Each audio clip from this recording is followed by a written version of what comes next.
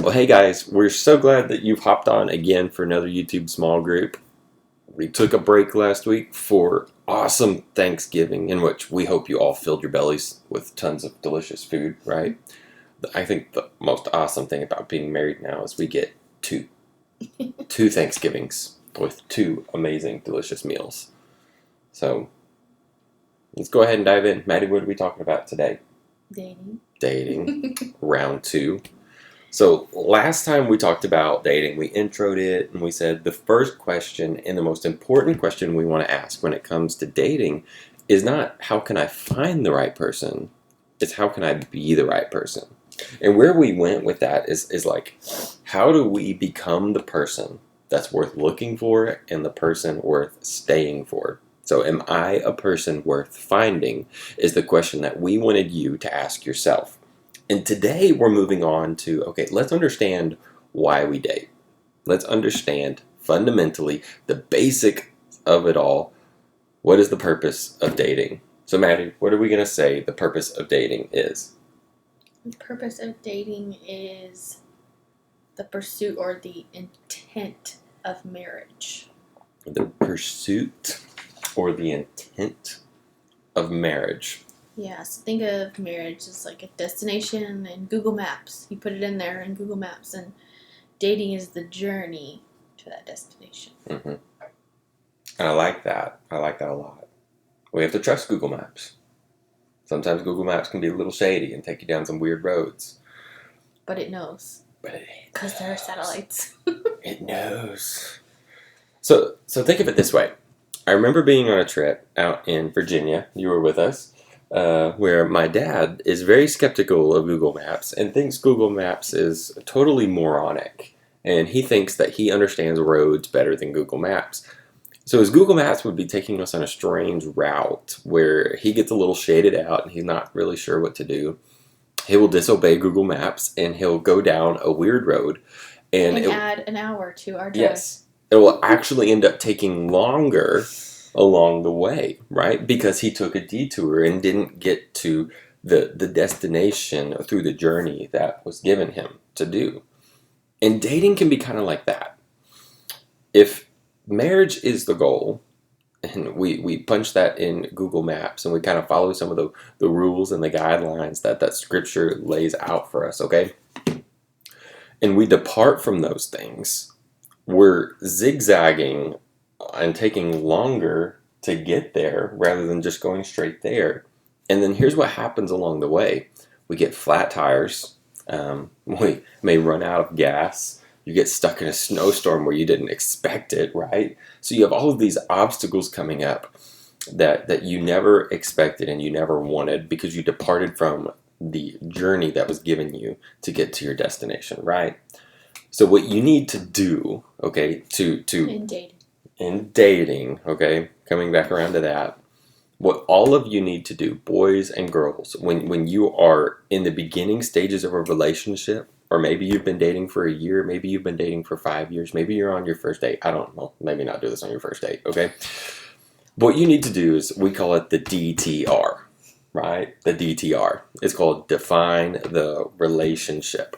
It's kind of like when people make it FBO, Facebook official. They don't. That's when you put who you're dating on your Insta profile, like in your description, like that's defining the relationship. You've put a label on it. Label. So in the DTR, Maddie and I think that it can really boil down to 2 kinds of dating. So the first one is, we call it aimless dating. Okay, so aimless dating is simply this. It's dating like a buffet. You're trying anything and everything you can to find your favorite, right? And what you do when you date like a buffet and aimless dating is you're like, man, I just want to find the boy or the girl that appeals to my desires the most. And after I try one, I'm going to toss him or her aside and go for another. Don't like that one. I think I might like the other one more. Or even just like dating just for no reason. Like this is what people do now because I'm a certain age, so I need to have a boyfriend or girlfriend. Like, that's aimless. There's no purpose. And with that, it's a breeding ground for heartbreak and sorrow, because if you don't have any purpose in dating, those relationships are naturally going to fizzle out and end. Yeah, they won't go anywhere.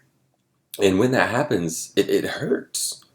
You will be broken up with, especially if you date like that. Going back to the Google Maps thing, like, there's nowhere to go. There's no purpose. It's aimless. So you don't have a destination. So, of course, there's nowhere to go. You're going to be driving around and you run out of gas, you get a flat tire, you're stuck in a snowstorm, you drive off a cliff. I don't know. When you're not listening to Google Maps, you drive into a lake. Or maybe you do that when you're listening to Google Maps. No, that's Apple Maps. Yeah. Thank you, Michael Scott.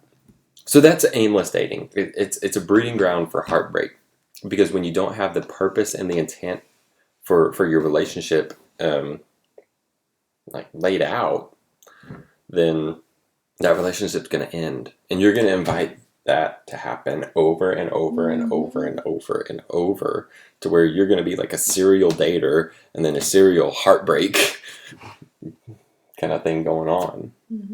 And purposeful dating would be going back to the food analogy that Patrick chose. Food. Purposeful dating would be like dating as a single meal. There's a purpose, like, I want to eat all of this meal. I will enjoy all of this meal. I love it. And through that, there's less heartbreak. There's less sorrow. There's less despair. There's more joy. There's more contentment. There's more happiness, right? That can come out of that. Like, purposeful dating is a far better option. There's an end in mind, and that end should be, according to Scripture, marriage, so that you can live life together, serving Christ together as one. And if that's not your reasoning behind wanting to date or dating or the relationship that you're in now, cut it off. So remember those two things. When you do the DTR, the define the relationship, which we encourage you all to do, okay, figure out, are you in the side of aimless dating, or are you in the side of purposeful dating? And if you're at aimless dating, okay, it's not too late to move over here to purposeful dating. And if you're at purposeful dating, keep doing that. Well, and something that I don't think we wrote in our notes here, but that I remember thinking of in our first set of notes for this lesson, is that if you are in a relationship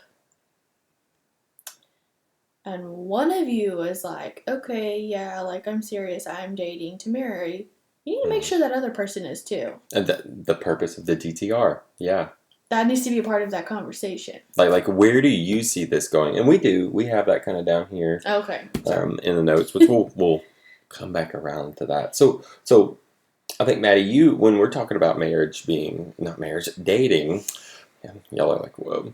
We're talking about dating being the pursuit of marriage. So marriage is the end goal of dating. I know you have something very important that you want to really point out here. What is that? Yeah, so when I was in, I don't know, maybe junior high. She's old. Maybe like she forgets things. Going into senior high, I don't know. I had been dating. Not really. You have boyfriends and girlfriends in middle school or whatever. But I was at some event for girls only and talking about dating one night, and they actually had all female leaders that came and led us, but this one night they had all those female leaders, their husbands, that actually came to speak to us and to kind of just speak truth about dating to us and serve us food and things like that, and just kind of show us what that should look like. And one of the really crazy things that just kind of grabbed me and has stuck with me since then was that if the idea of marriage is terrifying to you, then the idea of dating should be terrifying to you. Because that's your goal. That's your end goal. Mm-hmm. The whole reason for dating is to find that life partner that you are going to become one with. And if that isn't your reasoning, you're doing it wrong. Yeah. I mean, that's just bottom line. So if someone's dating, just to be able to say they have a boyfriend or a girlfriend, right, that's wrong. Mm-hmm. If someone's dating just for a physical relationship and the things that come from that, that's wrong. If someone's dating for some social status, that's wrong. And the list goes on and on and on. Yeah. Your dating has to have a purpose to it, with marriage as the goal. And if you don't see that down the road being possible, you shouldn't be in a relationship with that person. Right. And I will totally be that person, I know Maddie will too, to tell you that if you see your relationship going nowhere, not getting to marriage, you need to end that relationship. Mm-hmm. And we say that out of love. Like, it will lead to nothing but heartbreak, sorrow, and despair down the road. And possibly even regret. Oh my goodness. Yes. You know, just wishing that you had done that. I've been there. I mean, I have those, you know, just... Now, if they're not at a point where they can get married right now, where they can move out on their own and be financially stable and all that, does that mean they can't date? No, but again, when you think about it, like if you're 13, 12, 13, 14, some of y'all are that age right now, you know, maybe your parents say, well, when you're 16, you can date, or, you know, when you graduate high school, you can date, or whatever. Don't just look for that day just because. Like, when you get to that day, if you're not, like, okay with the idea of finding a soulmate, finding someone that you're going to spend the rest of your life with, and you're just like, ooh, that's kind of scary to me, like, I don't want to think about that yet, then don't think about dating. Don't just sit around wasting time anticipating that day when your parents say, okay, you can date, you know. Yeah. That's a waste of, like, all of these days or years that you have to just live as you and just be you. And you can waste a lot of years and days doing that if that's what you're dwelling on. Not only that, but you're not focusing on and growing your relationship with Christ during that time. So you're focusing, like, you're just looking for this day. Oh, when I'm 16, I can date, you know, and then life will be so fun and whatever, you know, but that's not where our mind should be. Yeah. Especially at your age. Yeah.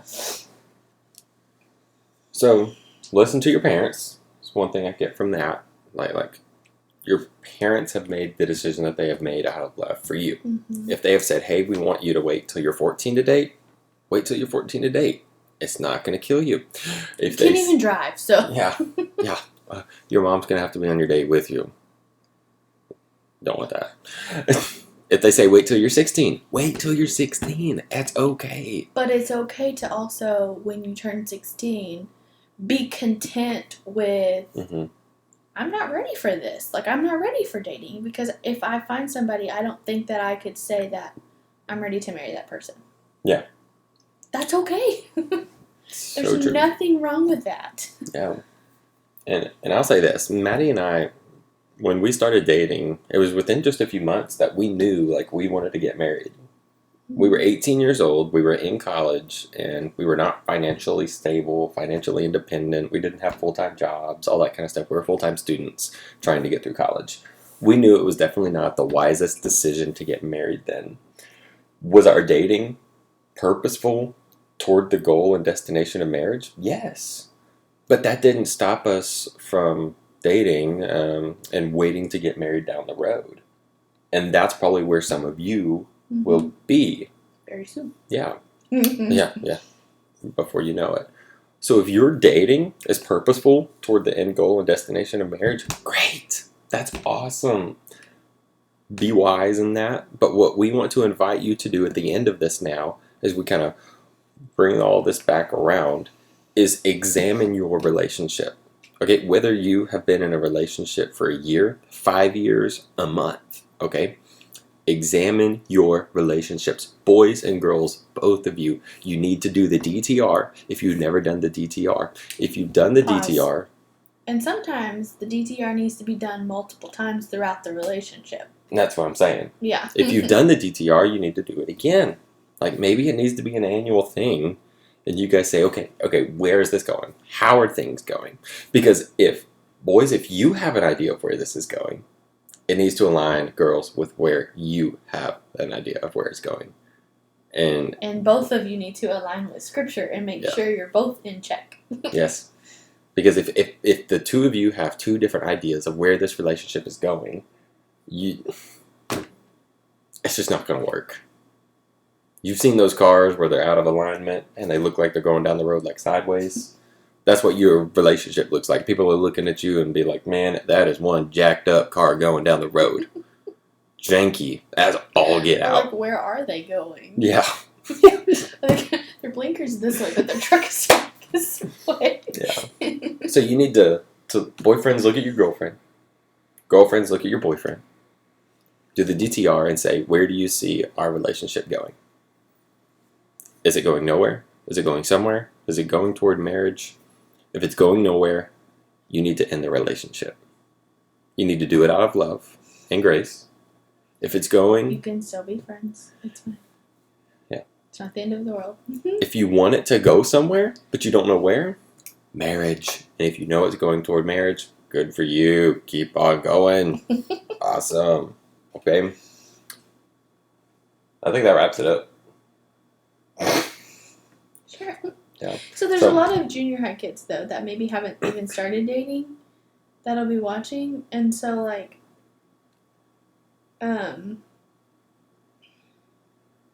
sorry, I just had something really good and then I lost it a little bit. I see it. Floated out of your brain. Oh, it was, I was reading a book this week about dating to kind of, like, refreshen for this lesson. And it was like, you know, what if I don't want to make, like, girls, like, if a guy asks you out, you've never been on a date before, or ask you to be their girlfriend, and you've never been a girlfriend before, and you're not ready for that,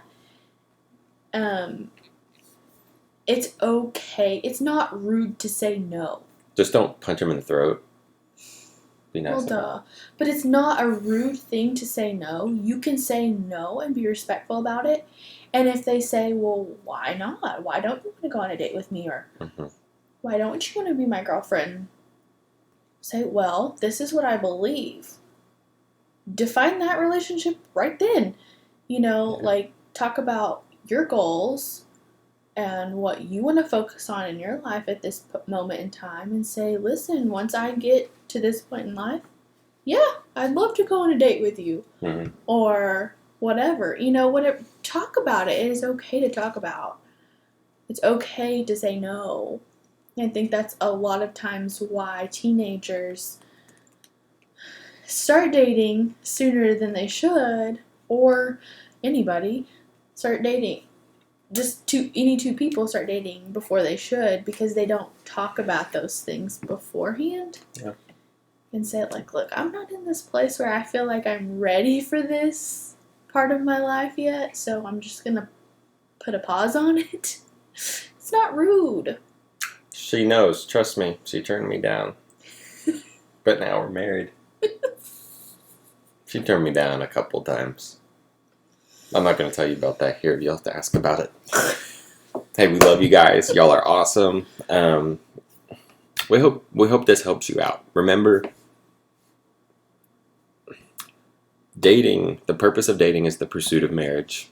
You need to do the DTR and figure out whether or not you are in aimless dating or purposeful dating. And then you need to examine your relationships more than once. All right. We love you guys. We'll see y'all later.